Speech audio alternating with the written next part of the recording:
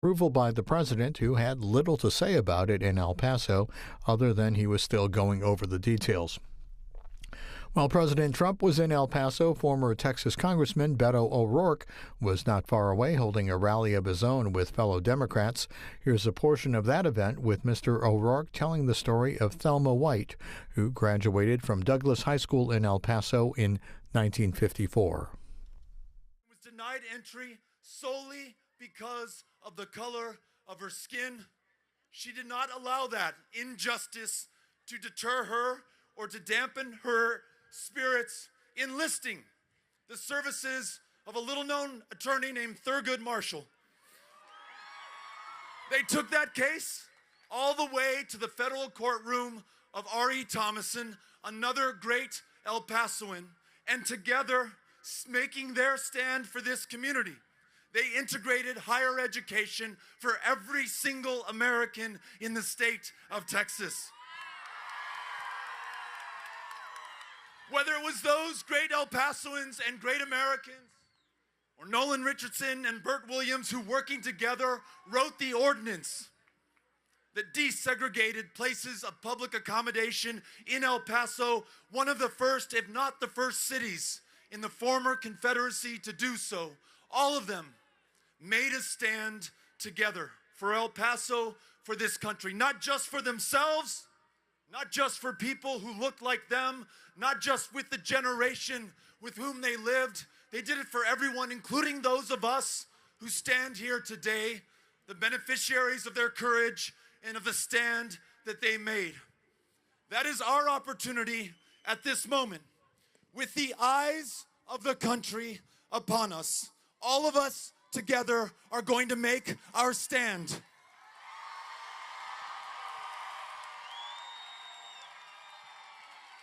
Here, in one of the safest cities in the United States of America.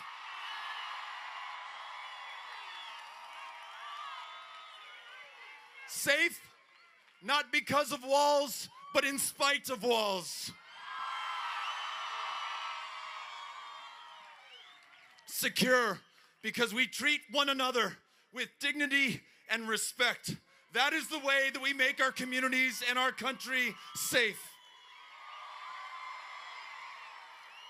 Aquí podemos mostrar que si queremos asegurar nuestras comunidades, necesitamos tratar cada persona con dignidad, con respeto, como merecen, como humanos.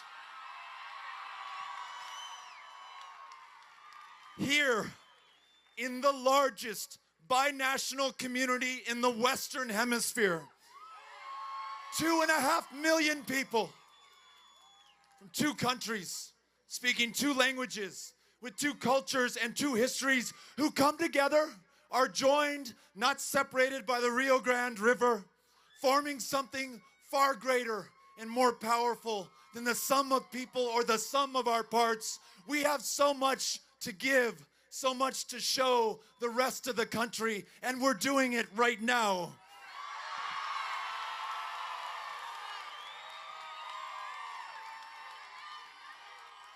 Here,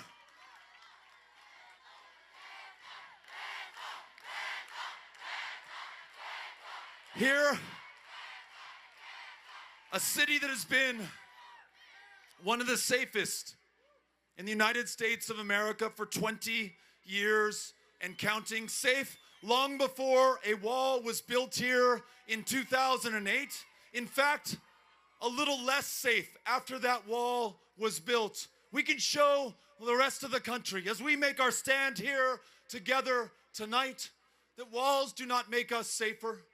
Walls will require us to take someone's property, their house, their farm, their ranch, to build a wall at a time of record low northbound apprehensions, at a time that El Paso is not the outlier in the cities of the border. In fact, if you look at McAllen, if you look at San Diego, if you look at all points in between, the U.S. cities of the U.S.-Mexico border are far safer than the U.S. cities deeper in the interior of the United States of America.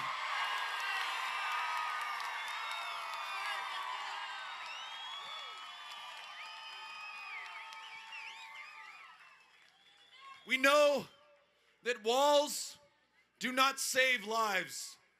Walls end lives.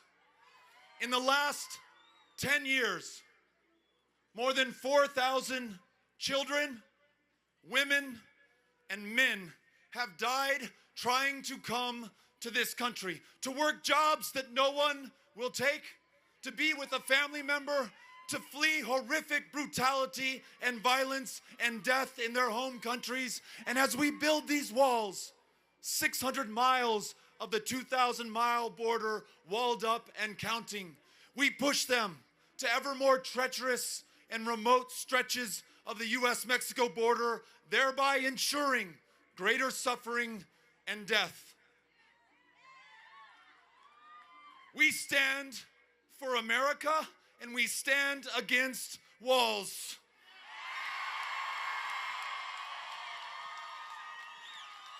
We know that there is no bargain in which we can sacrifice some of our humanity to gain a little more security. We know that we deserve and will lose both of them if we do.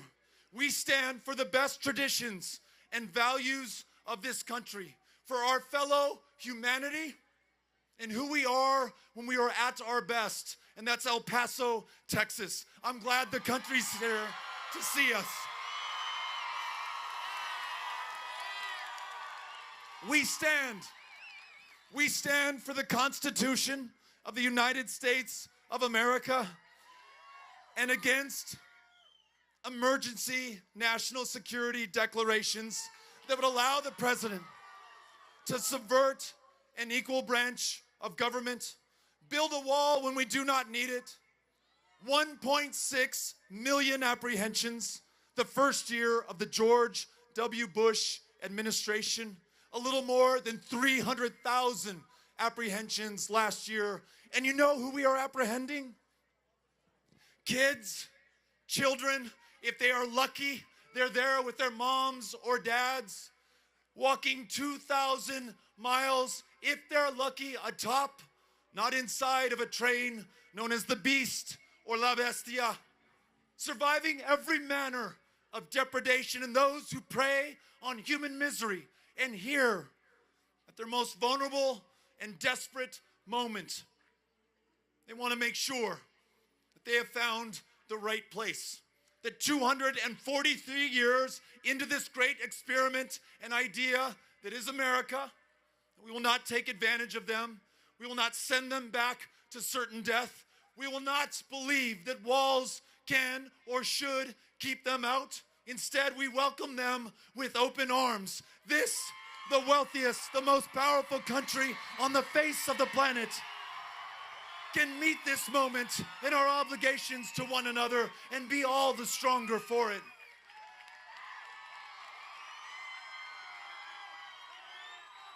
We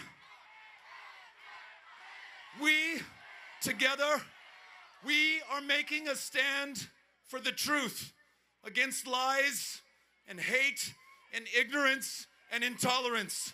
We are going to show the country who we are.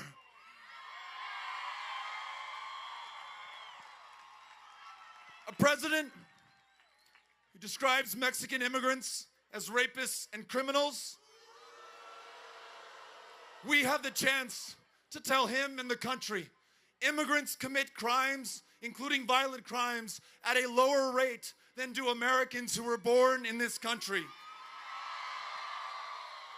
El Paso has been the safest city in the United States of America, not in spite of the fact that we're a city of immigrants, but because we are a city of immigrants.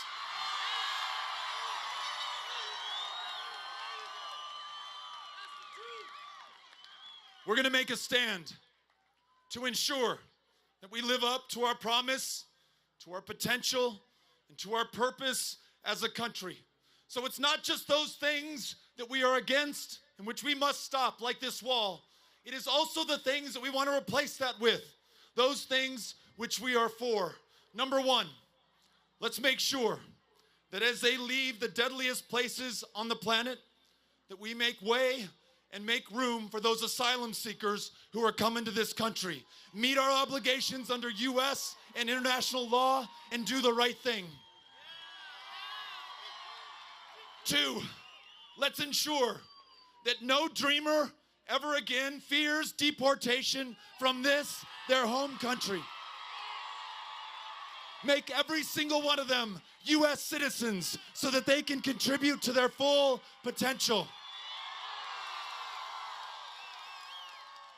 And their parents, the original dreamers, let's make sure that they stay here as well on a path to citizenship, contributing all they've got to this city's, this state's, and this country's greatness, and the millions who labor in the shadows, the most back-breaking work that man can invent. Let's pull them out into the sunshine. Let's allow them to live with dignity for themselves and their families. Let's ensure that their genius remains here in the United States, making us a stronger, a safer, and a more successful country by their very presence. And to the legitimate concerns about security and safety, knowing full well that the vast majority of everyone and everything that ever comes to the United States crosses through one of our ports of entry. To end the scourge of illegal drug trafficking and the trafficking in human beings, let's invest in the infrastructure, the technology, and the personnel at the ports of entry to improve our quality of life and make this a safer country.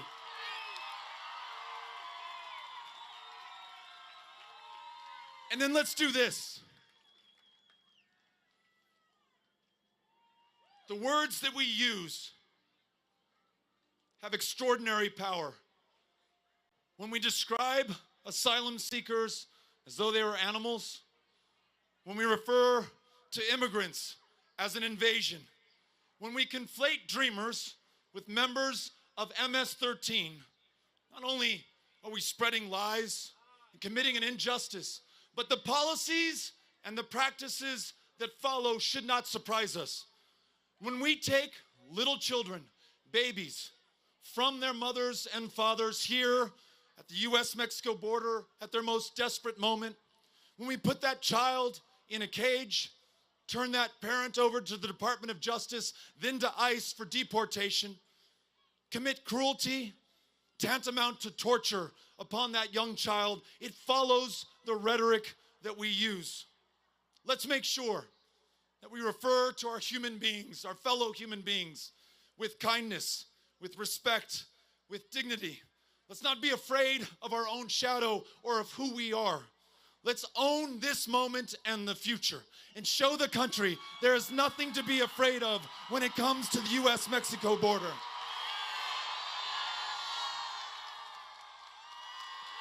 In other words, let's make sure that our laws, our language, and our leaders reflect our values, who we are, our experience, what we know, to do great things for this country. Because I tell you what, I know that we can do it, and I know that we must do it.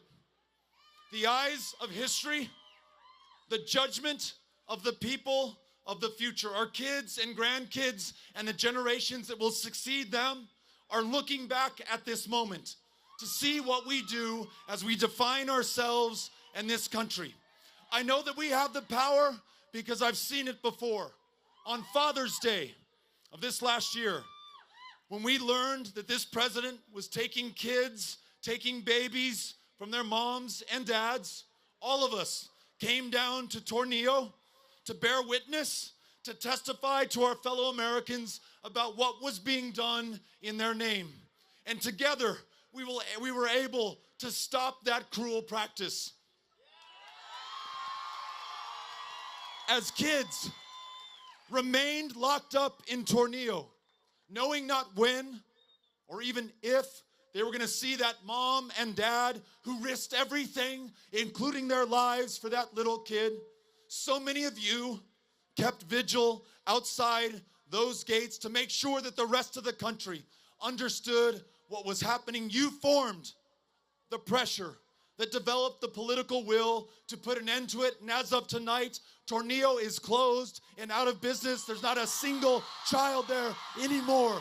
And you made it happen.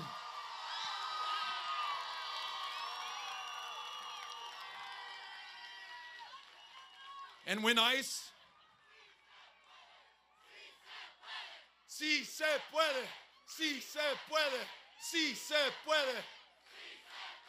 On Christmas Eve,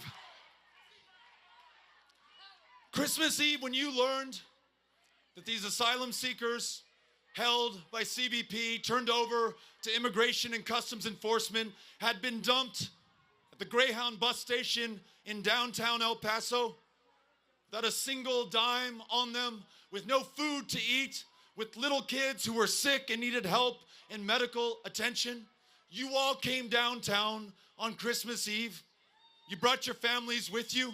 You showed the kindness and the generosity which distinguishes El Paso and will every single day going forward.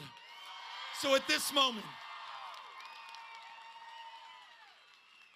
if there's any doubt about whether together we can make a stand the generations that follow us will be grateful for, have no doubt. We have done it before. We are made of great stuff. This community produces great people. We are the example that the United States of America needs right now.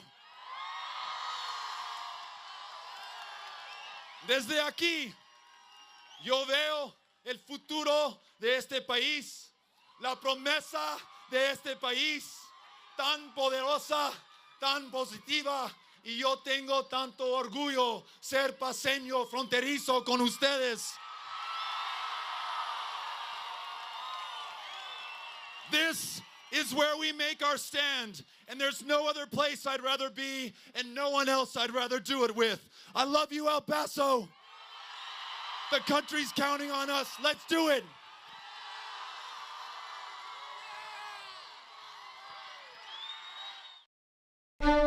C-SPAN's Washington Journal, live every day with news and policy issues that impact you.